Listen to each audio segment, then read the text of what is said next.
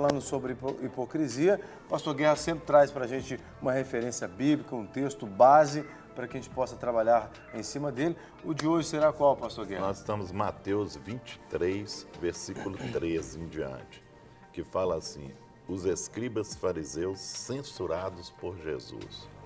Mas ai de vós, escribas e fariseus, hipócritas, porque fechais aos homens o reino dos céus, e nem vós entrai, e nem deixais entrar os que estão entrando. Ai de vós, escribas e fariseus hipócritas, pois que devorais as casas das viúvas sob pretexto de prolongadas orações, por isso sofrereis mais rigoroso juízo. Ai de vós, escribas e fariseus hipócritas, pois que percorreis o mar e a terra para fazer um prosélito, e depois de o tardes feito, o fazeis filho do inferno 2 vezes mais do que vós. Ai de vós, condutores cegos, pois dizeis qualquer que jurar pelo templo. Isso nada é, mas o jurar pelo ouro do templo, isso é devedor. Insensatos e cegos, pois qual é maior, o ouro ou o templo? Quem santifica o ouro? E aquele que jurar pelo altar, isso nada é, mas aquele que jurar pela oferta que está sob o altar, esse é devedor. Insensatos e cegos, pois qual é o maior, a oferta ou o altar, que santifica a oferta? Portanto, o que jurar pelo altar, jura por ele e por tudo que sobre ele está. E o que jurar pelo templo, jura por ele e por aquele que nele habita. E o que jurar pelo céu, jura pelo trono de Deus e por aquele que está sentado nele. Ai de vós, escribas, fariseus hipócritas, pois que dizimais a hortelã, o endro e o cominho, e desprezais o mais importante da lei, o juízo, a misericórdia e a fé. Deveis, porém, fazer essas coisas e não omitir aquelas. Condutores cegos, que coais um mosquito e engolis um camelo. Ai de vós, escribas e fariseus hipócritas, pois que limpais o exterior do corpo e do prato, mas o interior está cheio de rapina e de iniquidade. Fariseu cego, limpa primeiro o interior do corpo e do prato, para que também o exterior fica limpo. Ai de vós, escribas e fariseus hipócritas, pois que sois semelhante aos sepulcros caiados, que por fora realmente parecem formosos, mas interiormente estão cheios de ossos, de mortos e de toda imundícia. Jesus traz esse confronto em relação àqueles que, na frente das pessoas, tinham uma reputação, tinham uma postura, mas lá dentro, no seu caráter, eles tinham problemas. É por isso que nós temos aqui o foco aqui do sepulcro caiado, né? Por fora é bonito, né? Mas dentro, né? Ossos, ou tá até vazio, né? Porque talvez já virou tudo pó. Pode estar até vazio. Então Jesus cita, muitas vezes a pessoa mostra uma coisa e a outra. E é o que nós vamos falar hoje aqui sobre a questão do caráter, a hipocrisia e a questão do caráter da pessoa. Esse caráter mau, que ele usa isso, né, para ser hipócrita com a pessoa, para usar máscara com as pessoas. E aí a gente vê o caráter dessa pessoa. Ele foi moldado, ou ele já criou dentro essa criação levou ele a ter esse tipo de caráter mau. A gente pode pensar que a hipocrisia é um escape de um caráter mau, porque caráter todo mundo tem. Uns têm ele bom, outros têm ele mau. Mas a hipocrisia seria um escape desse caráter mau? Pode sim, pode sim.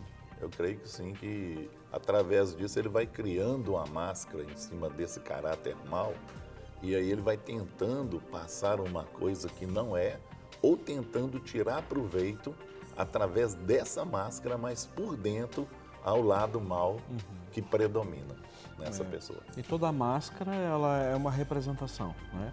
Toda máscara é justamente para encobrir a realidade, o que está por detrás. Então, muitas vezes a pessoa vai usar da manipulação, que inclusive nós já falamos aqui, para o quê? Para que as pessoas façam aquilo que elas querem que seja feito, mas na realidade muitas vezes estabelecendo regras, normas e princípios que elas mesmas não cumprem. É o que o Senhor Jesus falou. Vocês estabelecem leis, colocam jugo sobre o povo, mas na realidade vocês mesmos não estão cumprindo isso, né? Então são condutores maus, vão até distante para buscar um prosélito, ou seja, trazer alguém para dentro daquilo que ela crê, mas depois que já conquistou essa pessoa, então deixa elas à mercê, joga esse jugo, esse peso sobre os ombros e aquilo que elas mesmas não cumprem. Então, trazendo para um contexto hoje da nossa vida, da nossa sociedade, e obviamente que aqui o Senhor Jesus está falando com uma categoria muito forte, que é chamada os doutores da lei, que são os escribas, e os fariseus. A liderança né? A da igreja liderança, na época. exatamente, aqueles que eram referência, ou deveriam de ser, né? Referência boa, acaba se tornando uma referência má. Né? Então, está chamando a atenção dessas pessoas, porque sobre elas existe uma responsabilidade e, ao mesmo tempo, ou seja, vem sobre elas uma condenação. Né? Porque a responsabilidade aqui tem pessoas que estão seguindo, então pessoas que estão crendo, acreditando naquilo que eles estão falando, estão pregando, né? Mas na realidade a prática é outra. Né? Então por isso que o Senhor Jesus chamou isso muito seriamente, né? E essa é uma realidade que nós temos que trazer para nós, não só nós aqui como líderes, mas nós como filhos de Deus, aqueles que cremos nas Escrituras, aqueles que conhecem a verdade, né? Aquele que conhece o Senhor da palavra. Não é? Então, é muito séria essa questão de que muitas vezes nós estamos desenvolvendo uma vida dupla, não é? Ou seja, diante das pessoas nós somos uma coisa, mas quando não tem ninguém, né? Então é aquilo que o pastor Márcio normalmente sempre fala, caráter é aquilo que eu sou quando estou sozinho. Aquilo que você é no escuro. No escuro, não é? Então, caráter é isso, ou seja, eu preciso ser a mesma pessoa. A hipocrisia, por exemplo, quando ela acontece acidentalmente na vida de alguém, a pessoa tomou uma atitude que pareceu hipócrita, ela tem um impacto. Mas a hipocrisia na vida de um mau caráter, ela se torna uma constante, né, que precisa ser tratada. Como é que alguém pode ser tratado no caráter, se é que tem...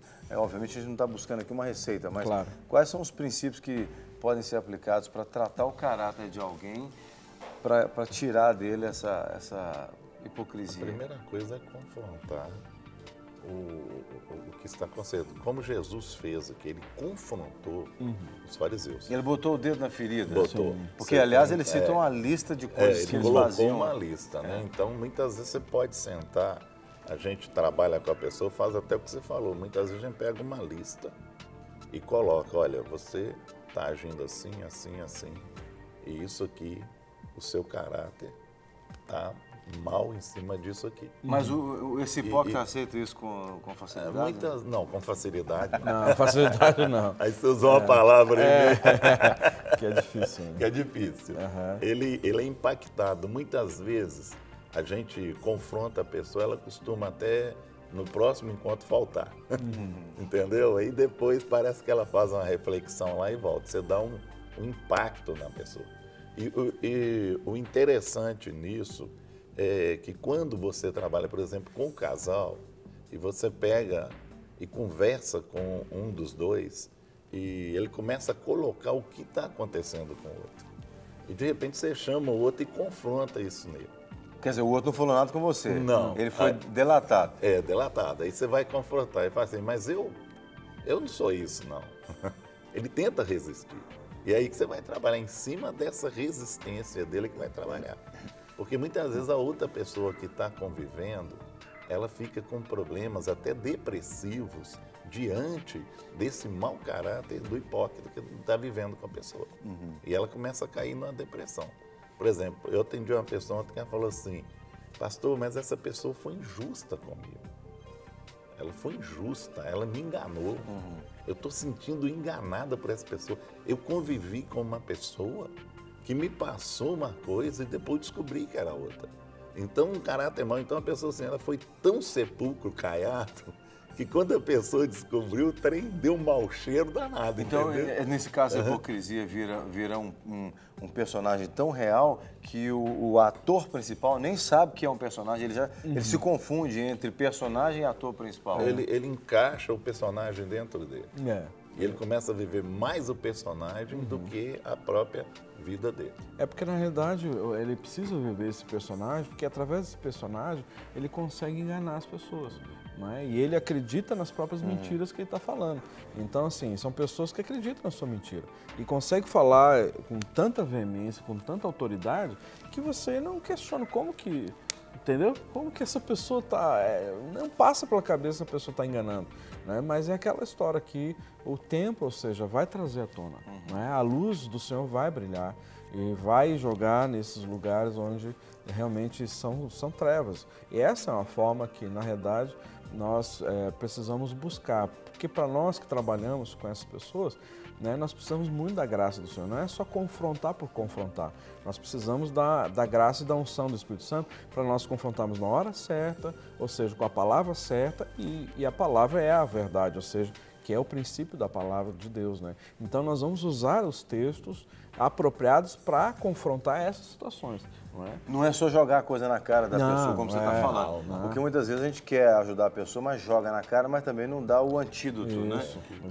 Não explica como é que a pessoa pode sair dali, como é que ela pode ter sua vida transformada. É porque o intuito não é expor simplesmente. E nem terminar de quebrar a cana que já está quebrada, né? A palavra de Deus fala sobre isso. Então, na realidade, o intuito é resgatar. Curar a pessoa. Curar a pessoa. Então, esse resgate, porque é possível uma transformação. Alguém que aos nossos olhos naturais é torto demais, não é? Ou seja, existe um defeito tão forte a nível de caráter, que um deles nós citamos aqui, a mentira, mas existem várias outras situações, não é?